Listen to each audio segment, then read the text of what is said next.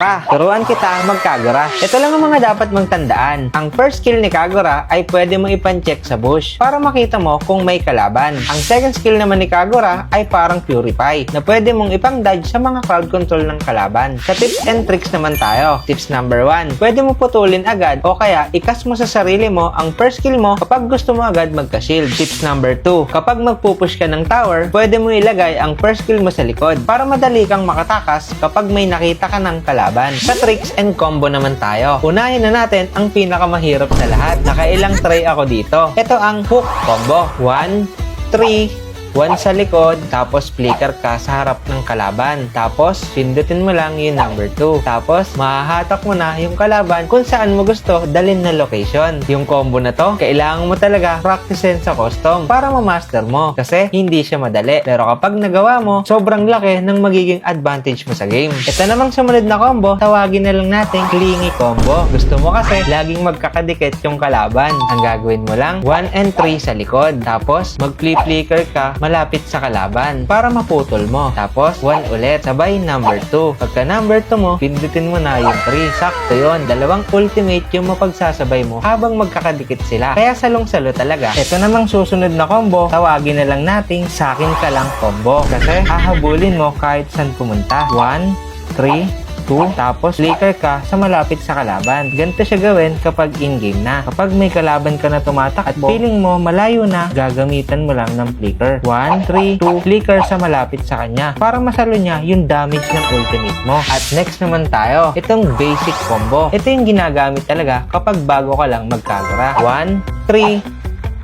2, tapos magwawan ka na lang ulit. Hindi masyado mahirap to, pero gamit na gamit to, lalo na kung bago ka lang sa Kagura. At kung hindi mo naman kailangan, i-freestyle yung kalaban. Ito naman ang metang item ngayon kay Kagura. Boots muna, tapos Genius Wand. After mo mabuo yung Genius Wand, pwede ka na mag-Arcane Boots. Tapos Lightning Truncheon. After nito, pwede ka na mag-Holy Crystal. Tapos Divine Glaive. Ang last item mo naman ay Blood Wing, 0. Dalawa kasi ang pattern kay Kagura. Kapag gusto mo naman mag-DPS damage, lalo na kapag may healer sa kalaban o mataas ang shield, pwede mong palitan yung Lightning Truncheon ng Glowing Wand. Tapos, same pattern na lang ulit. Sa emblem naman tayo, Assassin Emblem, Rapture, Bargain Hunter, tapos Lethal Ignition. At yun lang. Sana combohin mo din ako ng like, follow, and share mo.